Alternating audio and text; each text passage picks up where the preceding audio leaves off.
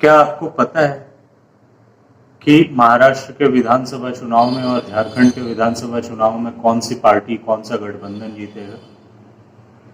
सिर्फ एक व्यक्ति को पता है, वो भगवान। वो अगर एक हों या अनेक हों, लेकिन सिर्फ भगवान को पता है कि कौन जीतेगा, बाकी किसी को नहीं पता। लेकिन सभी तरह के पॉलिटिकल एक्सपर्ट, सभी तरह के चुनावी एक्सपर्ट और सभी तरह के जो सेफोलॉजिस्ट हैं वो मार्केट में आ चुके हैं और सबका अपना अपना प्रेडिक्शन है। इसके बावजूद कि कांग्रेस के जो एक्सपर्ट्स हैं और कांग्रेस के जो प्रेडिक्शन की टीम है वो ज्यादा आगे है इसके मामले में। और इसकी एक खास वजह यह है कि कांग्रेस ने जिस तरह से अपने इकोसिस्टम को इंस्टीट्यूशनलाइज्ड कर दिया है, उस इंस्टीट्यूशनलाइजेशन की वजह से कांग्रेस के एक्सपर्ट आपको हर जगह पर ज्यादा नंबर में मिलेंगे। अभी मैं एबीपी न्यूज पर एक टॉक शो देख रहा था जिसमें डिबेट हो रही थी और डिबेट में आदरणीय संदीप चौधरी उस डिबेट को होस्ट कर रहे थे और उसमें बहुत सारे एक्सपर्ट आए हुए थे और उन सारे एक्सपर्ट्स ने मिलके, चूंकि आदरणीय संदीप चौधरी की अपने ही तरह के लोगों को, अपने ही सोच वाले लोगों को जुटाते हैं और उन्हीं के साथ वो चर्चा करते हैं, तो वो बड़े पत्रकार लोग जमा हुए थे और वहां पर दलित प्लस मुस्लिम वोट के महाविकास अघाड़ी के साथ इंटैक्ट रहने और साथ में जो ओबीसी वोट है उसमें कुछ दरकने की बात कह के वो लोग ये मान रहे थे कि शायद महाविकास अघाड़ी को महाराष्ट्र में एक एज है।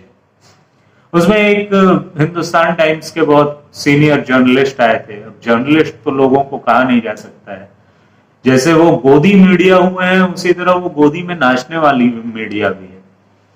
तो अब वो लोकसभा चुनाव में 48 में से 31 सीटें महाविकास अघाड़ी ने जीती, इसलिए महाविकास अघाड़ी के पास एक एज है। उनका यह भी कहना था कि महाविकास अघाड़ी में एक तरह का लोकतंत्र है जिसकी वजह से वहां सीट के बंटवारे में पेंच फंसा हुआ है, जबकि भारतीय जनता पार्टी और भारतीय जनता पार्टी के पास जो भी गठबंधन है उसमें भारतीय जनता पार्टी बड़े भाई की भूमिका में है और वो ज्यादा किसी तरह के विरोध को या किसी तरह के अगेंस्ट विचार को आने नहीं देती है।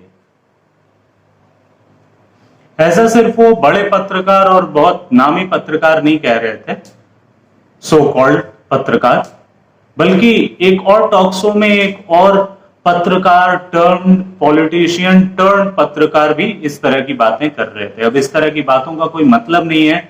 लोकसभा चुनाव में भी ये पिपहरी बहुत बजाई गई, लोकतंत्र इस तरह की बातें की जाती रहती हैं, इसका कोई भारतीय जनता पार्टी, उसकी सहयोगी शिवसेना और उसकी सहयोगी एनसीपी के बीच में आराम से सीट शेयरिंग हो गई। सीट शेयरिंग में किसी तरह की कोई, और कांग्रेस और उसका जो महाविकास अघाड़ी है उसमें हमेशा कंफ्यूजन रहा और लास्ट में हम लोगों ने तय किया कि 85 सीट्स पे तीनों लड़ेंगे और जो बाकी की सीटें बच जाएंगी वो उनके छोटे सहयोगी दल और जो समाजवादी पार्टी, जो बड़े पत्रकारों का झुंड वहां जमा हुआ था, वो बड़े पत्रकारों का झुंड बार बार इन छोटी पार्टियों में एक पार्टी का नाम ले रहा था, आदरणीय भीमराव अंबेडकर जी के पोते आदरणीय प्रकाश अंबेडकर अघाड़ी का।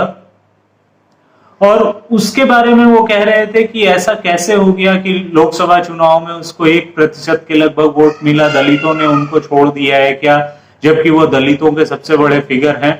ये इस तरह की बात है कि ये एक तरह से नेपोटिज्म जो आदरणीय राहुल गांधी और कांग्रेस का हमेशा से रहा है उसको जस्टिफाई करने वाली बात है, उसको एक सपोर्ट, ये जो भी हमारे हरिजन भाई, जो भी दलित भाई, जो भी वनवासी भाई, जो भी आदिवासी भाई हैं, क्या वो लोग किसी एक के बंधे हुए हैं क्या वो अपने विचार से वोट नहीं दे सकते? ये एक्सपर्ट्स नहीं बताते और यही सबसे बड़ी इनकी कमजोरी है जिसकी वजह से ये लोग अक्सर गलत साबित होते हैं। ये इस बात को मानने को तैयार नहीं है कि देश आज लोकतंत्र से चल रहा है। दूसरे तरफ वो लोग मराठा आरक्षण के लिए जो आंदोलन चल रहा है उसके ऊपर ये बहुत ज्यादा डिपेंडेंट है और इन लोगों का साफ कहना है कि उसमें इनको फायदा हो सकता है, कांग्रेस और महाविकास अघाड़ी को फायदा हो सकता है। ये एक तरफ तो दलित आरक्षण की बात करते हैं और दलितों के वोट की बात करते हैं और दूसरी तरफ ये बात करते हैं कि इसमें कांग्रेस को फायदा हो सकता है, मराठा आरक्षण मिल सकता है। अब ये समझ में नहीं आता है कि वो जो मराठा आरक्षण की मांग है या 2016-17 के समय जो वो मराठा आंदोलन हुआ था जिसमें SC/ST एक्ट में सुधार करने की मांग की गई थी, वो दरअसल मांग जो थी वो इसी दलित कम्युनिटी के जो भी एट्रोसिटी एक्ट का जो बेजा इस्तेमाल हो रहा था उसके विरुद्ध था। तो कैसे ये दोनों लोग साथ में आएंगे भगवान जाने। लेकिन इन लोगों का जो ख्याली पुलाव है जो स्टूडियो में बैठकर या अपने घर में बैठ के पकाते हैं वो पकाते रहते। वो कैसे सोचते हैं कि मराठास और जो हरिजन लोग हैं वो लोग साथ में आ जाएंगे, इसका तो भगवान ही मालिक है। लेकिन वो चूंकि सोच रहे हैं तो अब उनको सोचने से तो कोई रोक नहीं सकता है, न बोलने से कोई रोक सकता है। ऐसे ही अफवाह फैला रखी है कि लोकतंत्र देश में खतरे में है। अब लोकतंत्र तो जिंदा है, पता नहीं वो कैसे लगता है कि खतरे में है। लेकिन जो भी हो, ये कैसे सोच लेते हैं कि वो आंदोलन चल रहा है मराठा आंदोलन, इसलिए वो लोग साथ आ जाएंगे इनके। अच्छा, जातियों के ऊपर यही लोग बात करते हैं और यही साथ में वहां कह रहे थे जो हिंदुस्तान टाइम्स के, हिंदुओं को भारतीय जनता पार्टी से ज्यादा किसी ने नहीं बांटा है। और उसके बाद वो जो होस्ट थे, जो एंकर थे, वो भी इसमें कह रहे थे हाँ, Jat versus non Jat, Patidar versus non Patidar, Maratha versus others, Yadav versus others, BJP ही करती है। जबकि बीजेपी तो इसकी बात करती है कि सभी हिंदू एक हो। बीजेपी इसकी बात करती है कि जो भी डोमिनेंट एक व्यक्ति अगर डोमिनेट कर रहा है या एक कास्ट डोमिनेट कर रही है तो उसको रोककर सब लोगों को इक्वल अपॉर्चुनिटी मिले। और इस तरह की बातें बिल्कुल हास्यास्पद हैं और इसके ऊपर सिर्फ हंसा जा सकता है और अफसोस किया जा सकता है कि देश का इंटेलिजेंसिया जो है वो इस तरह दिवालिया हो चुका है। और इस तरह का दिवालिया, इसमें एक बहुत इंटरेस्टिंग फैक्ट ये है कि लोकसभा 2024 को लेकर विधानसभा 2024 का जिक्र किया, 1% से भी कम वोट का अंतर महाराष्ट्र में था, इसकी बात की जा रही है। लेकिन वही 1% से कम वोट का अंतर हरियाणा में था, इसकी बात की जा रही है कि हरियाणा का विधानसभा चुनाव जो कांग्रेस हारी वो एक डिसिसिव मैंडेट नहीं था। 1% से भी कम का अंतर था वोट में कांग्रेस के और भारतीय जनता पार्टी के। लेकिन यही 1% से कम वोट का अंतर जो था वो महाराष्ट्र में भी था, भारतीय जनता पार्टी के अलायंस और कांग्रेस के अलायंस में, जबकि सीटों में बड़ा अंतर था, इसकी बात नहीं की जा रही है। 2018 में मध्य प्रदेश के चुनाव में भी भारतीय जनता पार्टी को इनफैक्ट ज्यादा वोट आए थे, लेकिन उसके बावजूद सीटें कम आई और फिर वो आदरणीय कमलनाथ ने सरकार बनाई थी, वो इसकी बात नहीं कर रहे। तो ये क्या कहना चाहते हैं, जैसा मैंने आपको कहा, एक गोदी में बैठने वाले पत्रकार जो बाद में पॉलिटिशियन बने और उसके बाद फिर अभी गोदी में बैठकर पत्रकारिता के नाम पर कुछ भी धंधा कर रहे हैं, उनका यह कहना था कि भारतीय जनता पार्टी और उसके गठबंधन में लोकतंत्र नहीं है, लेकिन कांग्रेस और उसके गठबंधन में लोकतंत्र है। वो कैसे ये समझे, ये कैसे कंक्लूजन पे आए, वो तो बस वही है कि जब पॉलिटिशियन कोई स्ट्रांग रहता है, कोई पॉलिटिकल पार्टी स्ट्रांग रहती है तो उसका पूरा गठबंधन स्ट्रांग चलता है, और जब वो कमजोर रहती है तो आज कांग्रेस अगर हरियाणा में नहीं हारती तो उसके सहयोगी दल उसको आंखें नहीं दिखा पाते। और कांग्रेस आज अगर कांग्रेस हरियाणा में चुनाव नहीं हारी होती तो अपने वो सहयोगियों के साथ इतना एडजस्ट भी नहीं कर रही होती। और कांग्रेस लोकसभा चुनाव के बाद इतनी ज्यादा ओवर कॉन्फिडेंस में थी और हरियाणा चुनाव में वो साफ दिखा कि वो इतने ओवर कॉन्फिडेंस में थी कि उसने अपने सहयोगियों का साथ नहीं लिया। तो ये लोकतंत्र नहीं है, ये दरअसल एक अपॉर्चुनिटीज्म है। ये अपॉर्चुनिटी देख रही थी कांग्रेस और जब उसमें फेल हो गई तो आज लोगों को साथ लेके चल रही है। लेकिन वही है, लैप डांस करते थे मीडिया में बैठकर और उसके बाद नेता बन गए और उसके बाद फिर मीडिया। ये इतनी सी सामान्य सी बात क्यों नहीं समझ पाते हैं ये, और कितना गिरेंगे यार, कितना इनको समझ में नहीं आती चीजें। ये क्या ऐसा क्यों करते हैं, क्यों ये चाहते हैं कि ये खत्म हो जाए, इनको कोई वैल्यू ना दे, कोई इनको सुनो नहीं, भगवान जाने। कांग्रेस तो अपने उसी तरह की अल्ट्रा प्रो मैक्स मोड में है, उसी तरह की जमींदार बनी हुई है कि महंगाई, बेरोजगारी, नौजवान, किसान दुकान मकान करते रहते हैं वो लोग।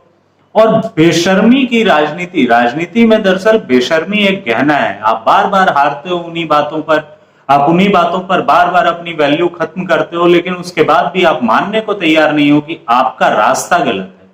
आप बार बार यही सोच रहे हो कि पूरा का पूरा इलेक्टोरल गलत है, लेकिन आप ये मानने को तैयार नहीं हो कि आपका रास्ता भी गलत हो सकता है। पासिंग द पोल फर्स्ट की बार बार बात ये लोग करते हैं, ये आज से नहीं है। भारतीय संविधान बहुत स्ट्रॉन्ग संविधान है और भारतीय संविधान ने हमेशा से पासिंग द पोल फर्स्ट की बात ही की है। कभी उसमें यह नहीं है कि कोई कट ऑफ मार्क्स है कि इतना मार्क्स लाने के बाद ही आप इलेक्शन में जीत पाओगे, आप सरकार बना पाओगे। तो ये तो हमेशा से रहा है, इसमें नया तो कुछ नहीं है। कांग्रेस सिर्फ और सिर्फ झूठ पर जीतती है। 2024 के लोकसभा चुनाव में संविधान की वो लाल किताब दिखा दिखाकर बार बार आदरणीय राहुल गांधी जिस संविधान के बदले जाने का और आरक्षण के खत्म होने का जिक्र कर रहे थे, वो झूठ था, बिल्कुल झूठ था। ये पिछले 10 साल की सरकार में आदरणीय नरेंद्र मोदी ने दिखाया भी है और इसके अलावा आगे भी वही चीज चल रही है।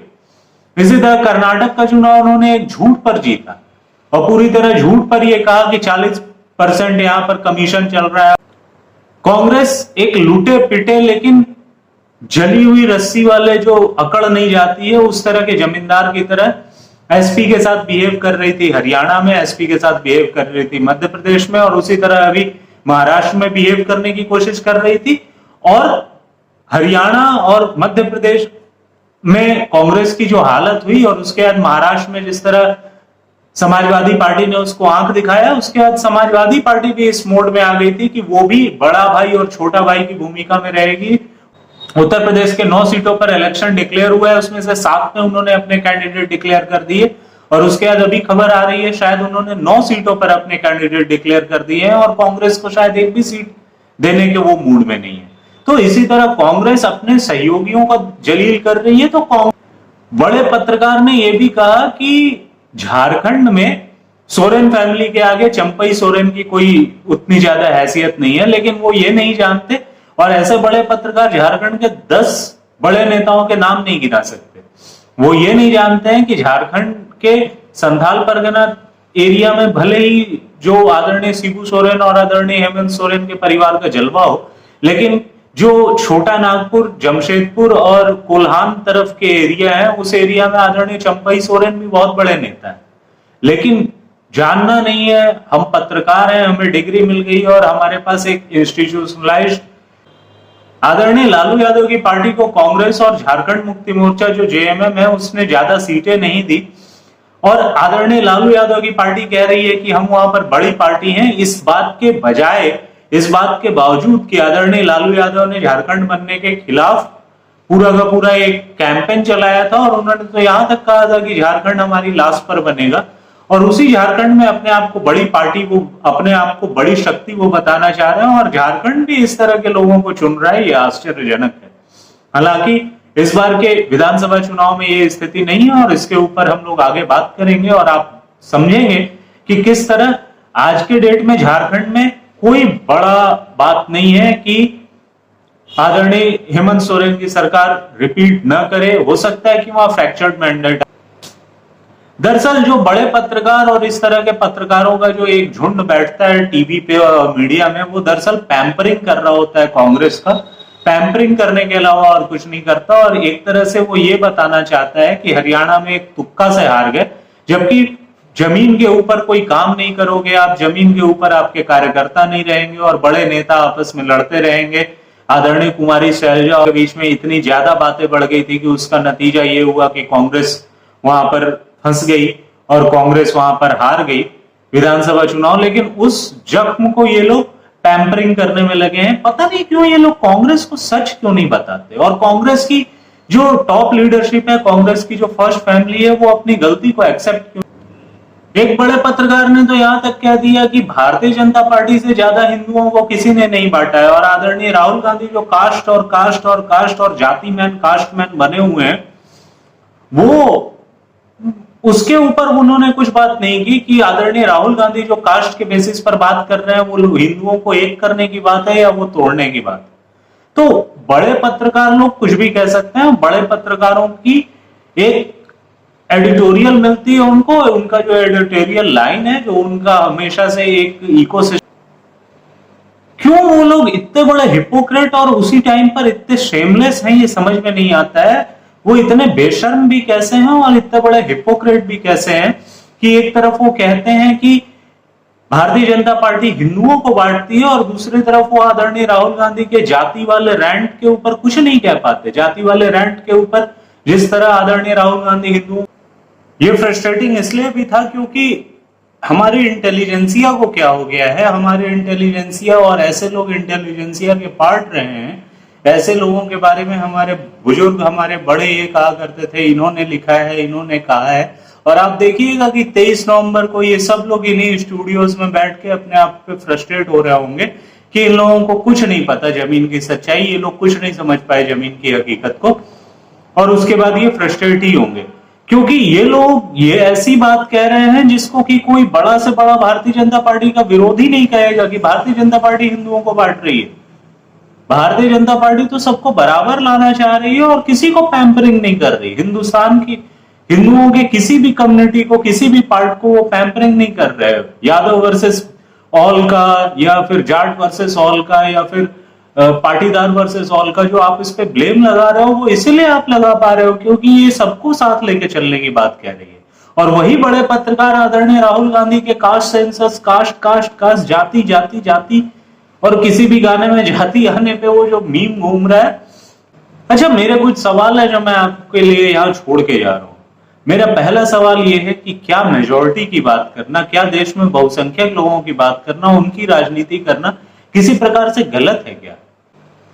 सबसे बड़ा सवाल कि इस तरह के इंटेलिजेंसिया के जो लोग हैं, इस तरह के कांग्रेस के जो लैप डांस वाले पत्रकार हैं, जो दलाल लोग हैं, ये लोग क्यों नहीं बताते कांग्रेस को कि उनकी क्या गलती है? और कांग्रेस का जो फर्स्ट फैमिली है, कांग्रेस का जो टॉप लीडरशिप है, वो इस बात को क्यों एक्सेप्ट नहीं करता कि जनता ने उन्हें नकारा है? भाई, जनता उनको नहीं सुनना चाहती, जनता उनको इस तरह के इकोसिस्टम को जो वो किराए पर लेकर घूमते हैं, इस तरह के इकोसिस्टम को जनता बर्दाश्त नहीं करना चाहती। ये बात तो समझना होगा ना कांग्रेस को। और उसके इसी तरह के जो पिद्दी मीडिया के जो लोग हैं, हालांकि इस तरह के जो लैप डांस मीडिया के लोग हैं, वो लोग तो अपना डेट क्लियर कर रहे हैं, वो अपना उधार चुकता कर रहे हैं कि कांग्रेस की इकोसिस्टम ने जिस तरह इंस्टीट्यूशंस में इनको बिठाया और इन लोगों को इतने दिन पालती रही, उसको वो डेट जो इंडेप्टेड है, वो उस डेट को वो क्लियर कर रहे हैं। लेकिन कांग्रेस की लीडरशिप को क्या हो गया, वो सच क्यों नहीं? अब इस पूरे बहस को अगर हम लोग कंक्लूड करें तो यही बात है कि महाराष्ट्र के बारे में बड़े से बड़े सेफोलॉजिस्ट, बड़े से बड़े सर्वे करने वाले और बड़े से बड़े लोग, कोई नहीं जानता कि क्या होगा। आदरणीय मुख्य चुनाव आयुक्त आदरणीय राजीव कुमार जी ने कहा भी कि ये बहुत गुस्से वाला और बहुत मतलब बर्दाश्त के बाहर वाली चीज है कि आखिर शुरू के एक ही घंटे में कैसे वो रिजल्ट देने लगते हैं और अपने एग्जिट पोल को सही बताने लगते हैं, अपने एग्जिट पोल से मिलाने लगते हैं इन चीजों को कि रिजल्ट कुछ और आ रहा है और ये एग्जिट पोल। ये बहुत अच्छी बात उन्होंने कही, एग्जिट पोल्स पे बिल्कुल भरोसा नहीं करना चाहिए।